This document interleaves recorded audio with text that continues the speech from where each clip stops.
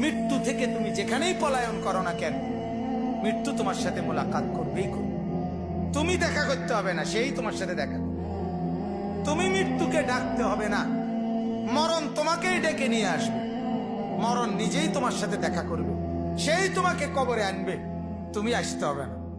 হাদিসের মধ্যে আছে, আল্লাহর নবী সাল্লাল্লাহু আলাইহি ওয়াসাল্লাম হাদিসে ইরশাদ করেছেন, প্রত্যেকটা নাফরমানের লাশ যখন খাটের মধ্যে করে কাঁধে তোলে, মানে কবরস্থানে নেওয়ার জন্য যখন লাশ খাটের মধ্যে কাঁধে তুলে নেয়, তখন এই পরিমাণ চিৎকার করে ওই নাফরমান লাশের খাটের মধ্যে। আল্লাহর নবী সাল্লাল্লাহু আলাইহি সাল্লাম বলেন, যদি একটা সেকেন্ডের চিৎকার তোমরা ওই নাফরমানের শুনতা, তাহলে পৃথিবীর কোনো মানুষ কাউকে কাঁধে আর লাশের খাটিয়া তুলতো না, বরং ফেলে রাখতো আর কুকুর বিড়ালে খাইত।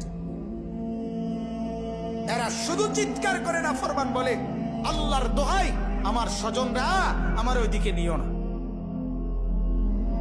ওই কবরে আমারে নিও না,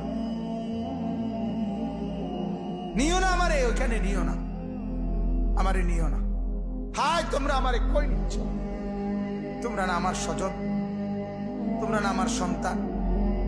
আরে নামাজ ছাড়া বাদ তো কুত্তারও মেলে, বাদ তো জানোয়ারেরও মেলে, বাদ তো বেঈমানেরও মেলে। এটা তো আশ্চর্যের কিছু না বেটা।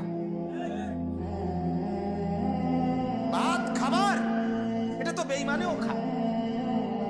তাহলে আজ যদিও তুমি মনে করো এখানে এদিক দিয়া হেদিক দিয়া, এই পাশ ওই পাশ দিয়া আড়াল হইয়া হইয়া তুমি পার হইয়া গেলা, কারো সামনে পড়লা না, কেউ দেখলো না, কিন্তু অচিরেই আল্লাহ তাআলা বলেন, ইয়াউমা তুবলাস সারাইর, শুধুমাত্র তোমার বাহ্যিক কৃতকর্ম না, তোমার অন্তরে 24 ঘন্টা যত